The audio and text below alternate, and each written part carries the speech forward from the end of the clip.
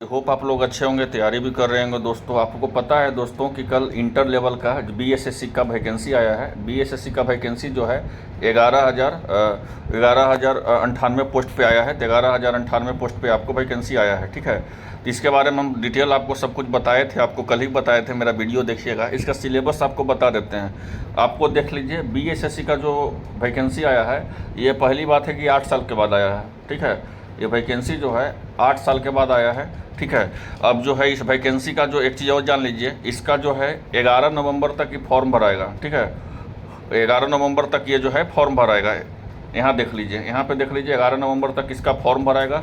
27 तारीख से online start होगा, ठीक है। हम आपको डिटेल तो सब कुछ कल बताए थे, लेकिन एक चीज़ इसका सिलेबस के लेकर के हम आपको बता देते हैं कि क्या करना है। अब याद रखिए, देख लीजिए, पहले बीएसएससी का बहुत ज़्यादा बदनामी ऑलरेडी हो चुका है, लेकिन इसलिए इस बार नहीं चाहेगा कि हम इतना एग्ज़ाम को डिले करें। इस बात को याद रखिए। ये एग्ज़ाम जो है जनवरी तक आपका प्रीलिम्स हो जाएगा, ठीक है ना, पीटी हो जाएगा। उसके बाद जो हो, उसके बाद फिर आपका मेंस होगा। लेकिन इसमें एक देखने का तरीका इसमें ये बता देते हैं आपको कि ये जो बीएसएससी का जो 11,000 पोस्टों का जो वैकेंसी निकला है, ये सिर्फ अभी पीटी का ही फॉर्म निकला है, ठीक है। पीटी पास कीजिएगा तब आपको मेंस का फॉर्म निकलेगा, तब फिर आप भरिएगा। पीटी में यही है कि जगह 11,098 सीट है, तो 11,098 का 5 गुना, 11,098 का 5 गुना कर दीजिए, उतना ही लोगों का पीटी में लेगा, ठीक है। तो यहाँ तक तो आप समझ गए होंगे। अब देख लीजिए इसका सिलेबस क्या होगा। तो सिलेबस में समान अध्ययन पूछा जाएगा, और समान अध्ययन आप देख सकते हैं कि जिस समय बीपीएससी का टीआरई का पूछा गया था, सेम एज वैसा ही क्वेश्चन ही पूछा जाएगा। क्योंकि देख लीजिए, इसमें एक चीज़ और है, इसका जो 2 सीटिंग में एग्जाम होगा, इसका 2 सीटिंग में एग्जाम होगा, और दोनों सीटिंग का जो क्वेश्चन होता है अप्रोक्स मतलब कि बराबर ही होता है, ठीक है। तो इसमें पहला चीज़ तो आपको ये बता देते हैं कि समान अध्ययन होगा, तो समान अध्ययन का थोड़ा लेवल वाला होगा। फिर समान गणित होगा, और सामान्य जो होगा विज्ञान होगा। समान गणित और समान विज्ञान का बात करते हैं तो 9-10 लेवल का होगा, लेकिन समान अध्ययन का थोड़ा सा आपको डिटेल पढ़ के ही जाना पड़ेगा, ऑब्जेक्टिव से नहीं होगा। और आपको रीजनिंग चाहिए, ठीक है। 150 अंकों का प्रश्न होगा, ठीक है ना।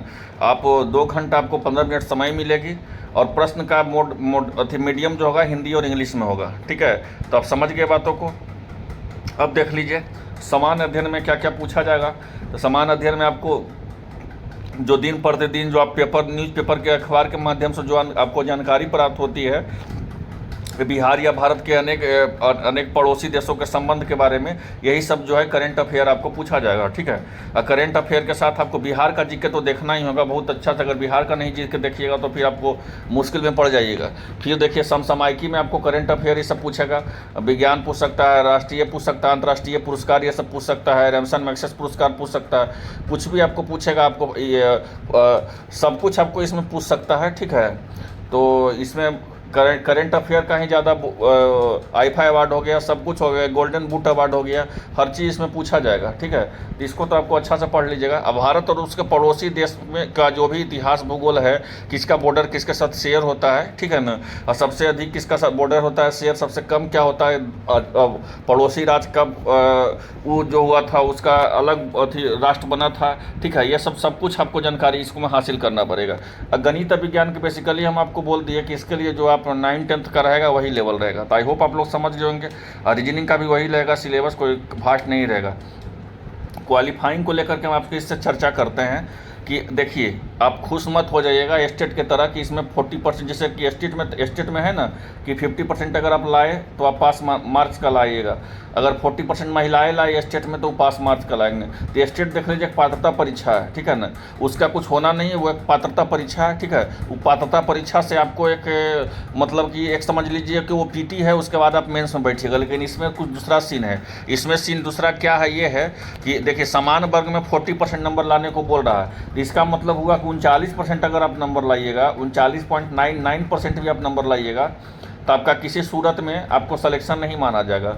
ये 40% नंबर मतलब कि सिर्फ नॉर्मल बोला गया है। इसमें कटअप थोड़ा सा ज़्यादा रहता है, अदर स्टेट के लड़का बैठेंगे, बिहार के लड़का बैठेंगे, महिलाओं का 35% आरक्षण है, उसके बाद आपका वैकेंसी होगा, ठीक लीजिए। तो आपको जो इस बात को तो आप जान लीजिए कि आपको जो ये जो 40% है वो मिनिमम क्वालिफिकेशन, इतना तो आपको लाना ही लाना होगा। पिछड़ा का देख लीजिए 36.5% है, अत्यंत पिछड़ा का 34% है, अनुसूचित जनजाति का 32% 32% है। और महिलाएं जो सब वर्ग में होगी, जनरल हो, ओबीसी हो, एससी हो, एसटी, उसको 32% लाना पड़ेगा। और दिव्यांग का भी जो अगर पीएच है तो 32% लाना पड़ेगा। लेकिन यहाँ पे थोड़ा सा सरकार कुछ गलत किया है। यहाँ पे देख लीजिए गलत हुआ है। जो फिजिकल हैंडीक्राफ्ट में महिलाएं आती है उनको कुछ अलग ही आरक्षण दे के व्यवस्था देना चाहिए, ना कि सभी वर्ग के महिलाओं के बराबर, ठीक है। तो इस बात को आप थोड़ा समझ सकते हैं। और एक चीज़ इसमें ध्यान देने का बात यह है कि जो भी आपको अगर सर्टिफिकेट बनवाना है, चाहे वो ईडब्ल्यूएस बनाना हो, चाहे वो आपको दिव्यांगता का, पीएच का, फिजिकल हैंडीक्राफ्ट बनाना हो, चाहे जाति बनाना हो, निवास बनाना हो, आय बनाना हो, कुछ भी सर्टिफिकेट बनाना हो, स्वतंत्रता सेनानी सर्टिफिकेट बनाना हो, प्रमाण पत्र आपको बनाना हो, या जो भी नाती नतनी जो भी प्रमाण पत्र बनाना है वो ऑनलाइन परीक्षा के पहले बना ले। इट मीन्स कि 27 तारीख के पहले आप फॉर्म के बना ले, उसके बाद आपको वैलिड नहीं माना जाएगा, ठीक है। यही जो है पूरा ही नोटिस में दिया गया है, ठीक है।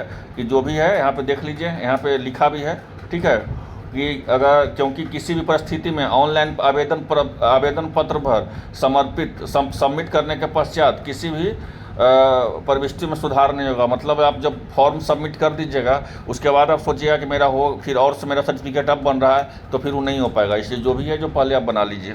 तो आई होप आप लोग समझ गए होंगे। इसका ऑनलाइन का डेट देख लीजिए। इसका ऑनलाइन का जो डेट है आपको 27 तारीख से लेकर के 11 तारीख तक है। यहाँ तक समझ गए। अब इसमें देख लीजिए 27 तारीख से 11 तारीख, इसमें ज़्यादा पोस्ट किसका है, तो राजस्व कर्मचारी का है, पंचायती राज का है, ठीक है। और इसका जो देख लीजिए 11,098 पदों का वैकेंसी है। 27 तारीख से इसका ऑनलाइन हो रहा है। सिलेबस के बारे में हम चर्चा कर ही दिए आपको। 5 गुना का इसमें रिजल्ट देगा, ठीक है।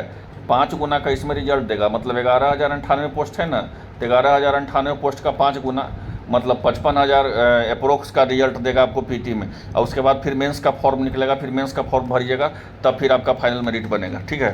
तो इसमें जो है बोला तो गया है कि 40,000 से अधिक आवेदन अगर कहीं होता है कोई भी एग्जाम में, तो उसको मतलब कि 2 चरण में लिया जाता है। तो इसमें हमको नहीं लगता है कि 10 लाख से नीचे कोई फॉर्म गिरेगा। 10 लाख से ज़्यादा ही गिरेगा, 15 लाख भी गिर सकता है, 20 लाख भी गिर सकता है। उस बार ही 30 लाख गिरा था, ठीक है। ये फॉर्म जो है कम से कम 20 लाख प्लस गिरेगा। तो 20 लाख प्लस गिरेगा तो ये तो भूत भविष्य में भी नहीं होगा कि मतलब कि आपको 1 सीटिंग में परीक्षा होगा, पहला सीटिंग में, 2 सीटिंग में एग्ज़ाम होगा। तो आपको हम पूरा सरल भाषा में सब कुछ समझा दिए, ठीक है।